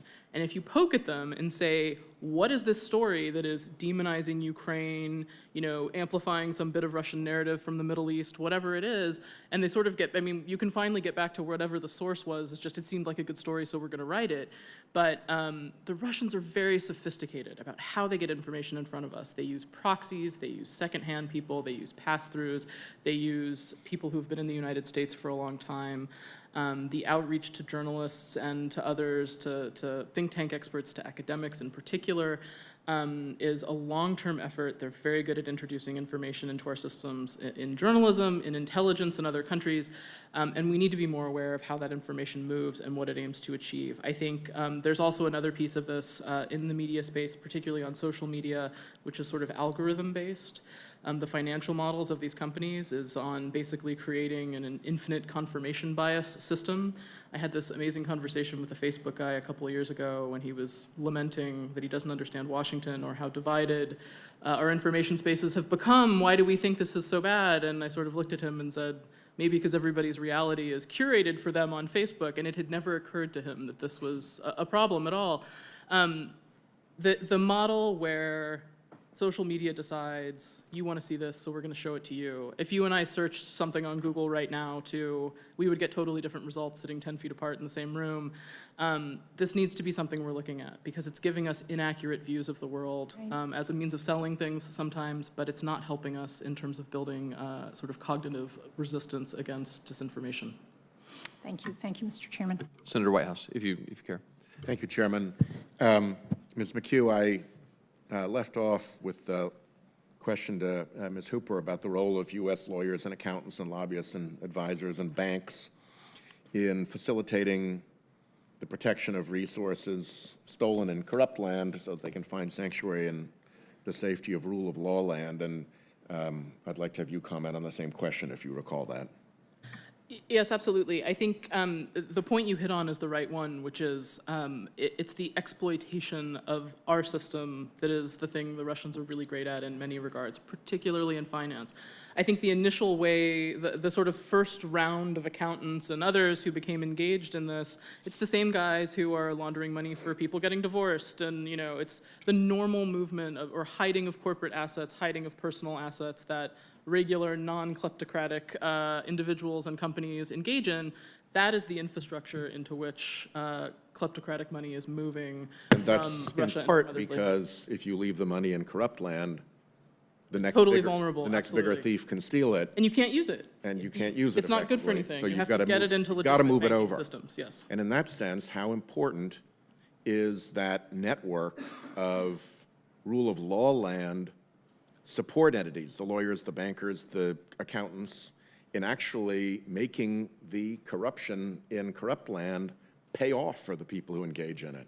They are allowing corruption to be profitable and allowing it to bleed into our systems in ways that we are not aware of. And the final question on this takes us back to a point that presidents have made about our country, that we are a little bit different than other countries. We are an exemplary nation, that, as one said, the power of our example has always mattered more than any example of our power. And from Jonathan Winthrop to Ronald Reagan, we have talked about the United States of America as being a city on a hill.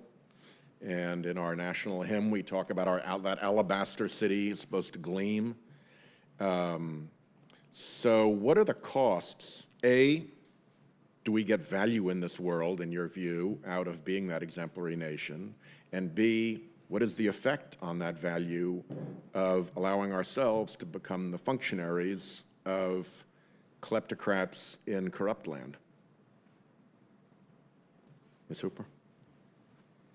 Yes, there is value. I can tell you, having worked for years overseas in Russia, in Central Asia, in the Caucasus, everywhere I work, even when I express concern about our criminal justice system or something that's happening in the U.S., my colleagues would tell me, but no, your system works, but no, we are looking to your system. This is where, this is what I've heard everywhere. So yes, there's of course value in this. And how is that value impacted by We our risk- participation in the support of the kleptocracy? Yes, we risk losing that value, and I think that we both need to be doing something about the corruption, and we need to be talking about it and be seen to be doing something about it to show that this is a value that we hold and continue to treasure and keep. I think both of those things need to be happening. Ms. McHugh? Of course, I would agree that there's tremendous benefit to the city on the hill remaining the city on the hill. I think that the construction of the post-World War II architecture in terms of security and economic integration with Europe, the transatlantic alliance, is what has made us an enormously prosperous, secure, and influential nation in the world. So the idea that this is not something we benefit from is Not just that we have more rockets and missiles than other people. The power of our example matters in that. the power of our example is enormously important. And if you ask any of our allies, especially the newly freed states from the post-Soviet space, they still don't get why we don't understand this and why we're not fighting for it in the way that they did and that they have. And in the battle of ideas and ideologies that makes up our world, how does that power of our example fare when we are engaged in systematic support for the kleptocrats of corrupt land? I think one of the arguments I've tried to make the most in the past year in particular, but also before, is the ways in which Russian money influences us. Just as the thing I focus on the most, I'm sure other countries, same issues. But I mean, It's my not question is always- in terms of reputation. yeah, absolutely, but it's not always, it's the way in which we silence ourselves to keep the flow of money open.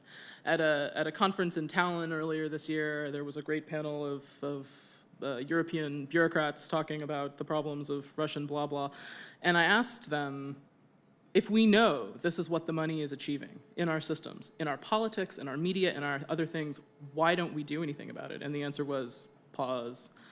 We're all making too much money and nobody's going to take the hit. And as long as that's the answer, and we see the impact that's had in the UK in particular, London is a huge bastion of keeping illicit Russian funds in place. In other places as well, you see in Europe the ease with which politicians move straight from politics into Russian business. We should not believe that there is any less influence with Russian money in Washington. And the number of advisors around political campaigns, around political parties in general, who are taking Russian money, representing Russian interests, and even if they're not advocating for Putin, they're not going to say anything critical because they want to keep getting that check, is an enormous problem and one I find very disheartening. But there is a lot of Russian money, and the way that it works here and influences Washington in particular is something we don't pay attention to very much. Thank you, Chairman. Thank you, Senator Whitehouse. The Zapad exercises are starting in Belarus today. 100,000 Russian troops, it's estimated, will be in Belarus as a part of this exercise. Are you seeing anything, hear anything in regards to disinformation surrounding this, and what have you seen, and how is it being countered? I think from the Russian side, they're doing their usual, it shows our tremendous military might, and yet it's a nothing burger. Don't pay any attention to what's going on over here. They claim it's far smaller, 13,000 troops. Is it 100,000? Or yeah, right. I think from certainly what our Baltic allies see, it's an enormous mobilization with a tremendous amount of forward deployed equipment moving into Belarus in advance of the exercises, all of which was documented by rail schedules in particular. There's a lot of anxiety about what this means. I think, we have this, I think in the US operational mindset, we have this challenge of divided geographic commands. If you're sitting in Moscow and looking out, the Baltics, Ukraine, the Middle East, and North Korea are kind of all in the same ring of operation. I think there's a lot of anxiety that as tensions in North Korea escalate, that creates more opportunity for Russia to move in the West if they decide to try to test NATO or challenge other security infrastructure. This year feels different. I think there's real anxiety about what's happening in terms of whether this just means that Russian equipment is never moving back out of Belarus, like maybe the men leave, but the stuff stays.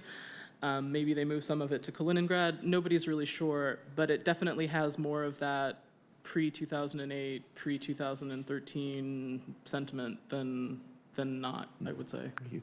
One of you mentioned, I can't remember if it was Mr. Lansing or Ms. Hooper, you talked a little bit about education and being taught what to look out for. Journalism school, reporters, you're looking at this kind of a campaign out of Russia. I mean, is this taught in class? Is this something that you can teach? I mean, how do we provide education? Is this something that needs to happen as part of professional development going forward? How does this work?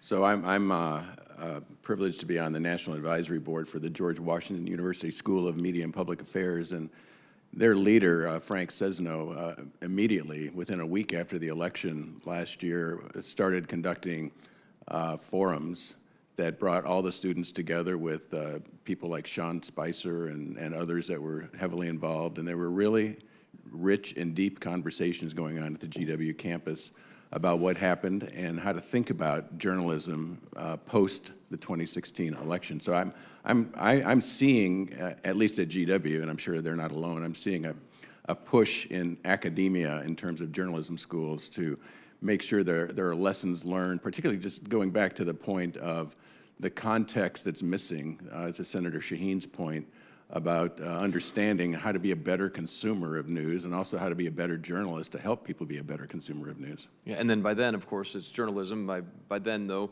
the vast number of consumers of that information are going through college. They're not receiving that class, or they've gone through high school. They've gone. How do we make sure that we have critical reading, critical thinking skills that are appropriate in this new world of 24-hour, 7-day-a-week access to information, so that we are making sure that people need to question what they read, not and make sure they know where the information is coming from and make their opinions their own and not somebody else's being fed to them. Completely agree that it would need to expand beyond just the journalism schools, and really just anyone who's going to be a consumer of media have a more astute method for understanding what they're hearing or seeing or reading and where it's coming from. Senator Shaheen. Thank you. Well, and I would argue that media should include social media as well. I agree. Because one of the reasons that we're in this place is because we have this whole new technology, that's social media. Yeah.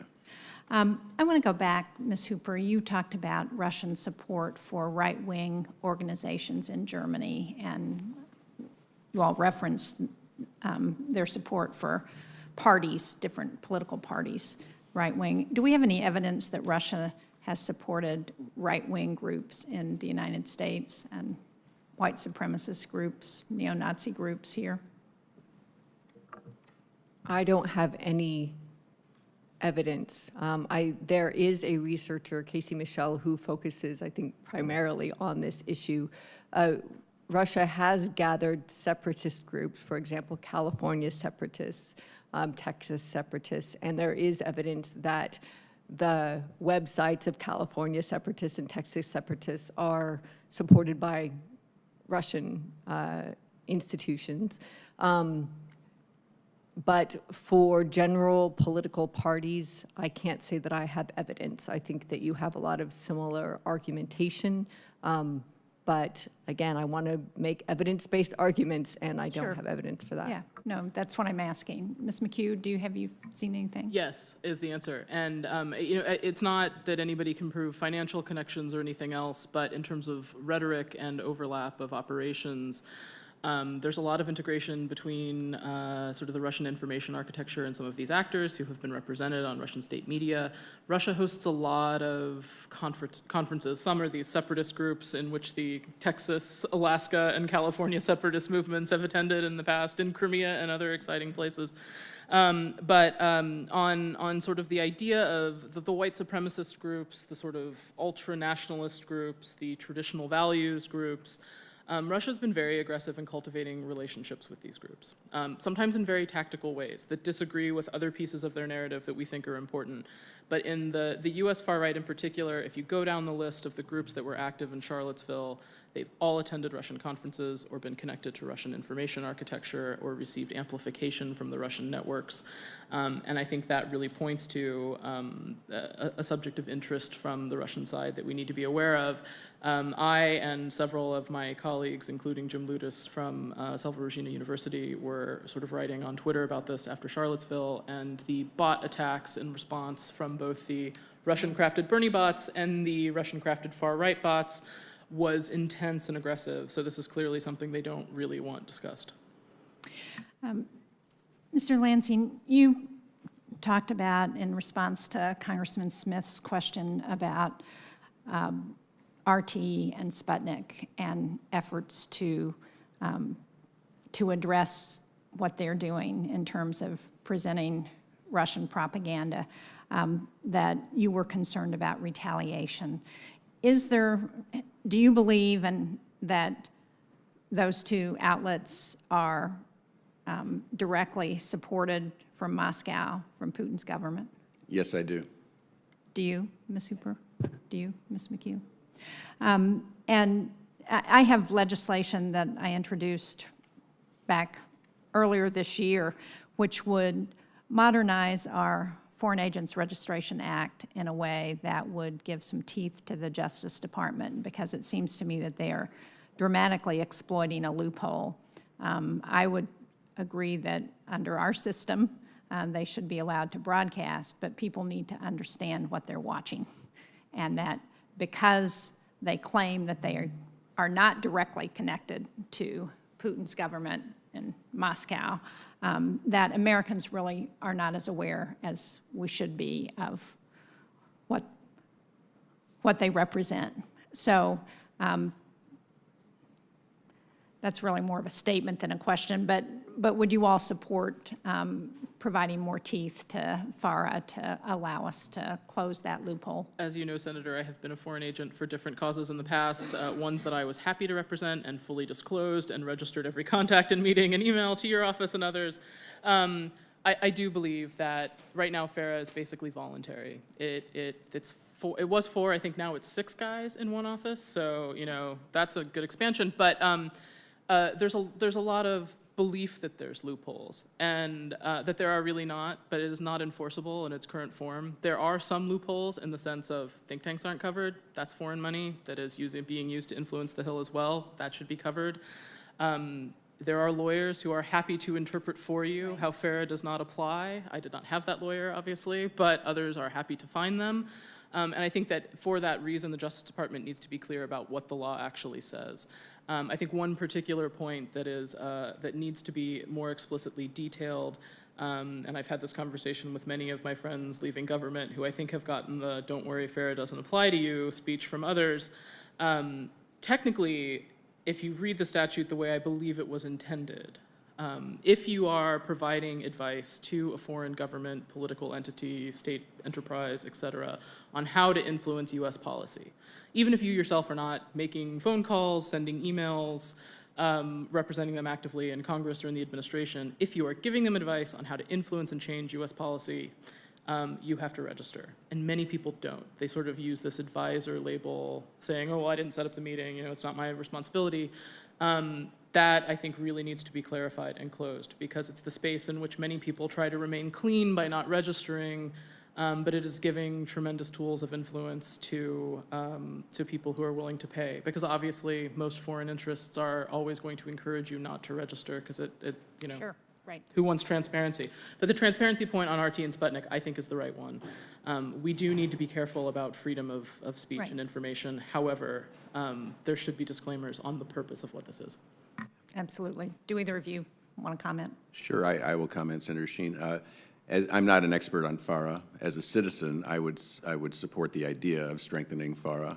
As the CEO of the BBG, I would just make sure that you understand that there could be some reciprocal Sure. outcomes depending on what happens as we strengthen FARA as it relates to Sputnik and RT. But that's just information for you to know. And the last point I would make is the expression of what the networks of the BBG do around the world, Voice of America, Radio Free Europe, is really an expression of the value of free speech.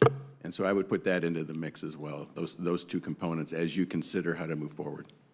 Well, thank you. I'm well aware of what the potential ramifications are. I've already been compared to McCarthy, or my actions to McCarthyism, so. Hardly. Super. I wanted to echo Mr. Lansing's concerns that I know you're full aware of. I think that it's important to perhaps not become too distracted by just RT and Sputnik, and Absolutely. I think in two ways, both in making FARA stronger, think about across the board what this is going to look like, and then in another way, looking fully at other methods of influence and other influence on our media that is not just RT and Sputnik. Thank you. Well said. Thank you, Mr. Chairman, and thank you very much for a really very informative and important hearing. Thank you, Senator Shaheen, and thanks to all of our colleagues on the Commission, the Helsinki Commission, who participated in today's hearing. Thanks to the witnesses for your testimony, and I'm sure there will be follow-up from a number of us on the Commission and with the Commission, and work for additional questions, and would ask you to respond as quickly as possible to anything on that front. But more than anything, grateful thanks to the Commission and to everyone who participated in the hearing. Thank you for attending. Thank you for listening online. I truly appreciate the participation. And with that, this Helsinki Commission hearing is adjourned.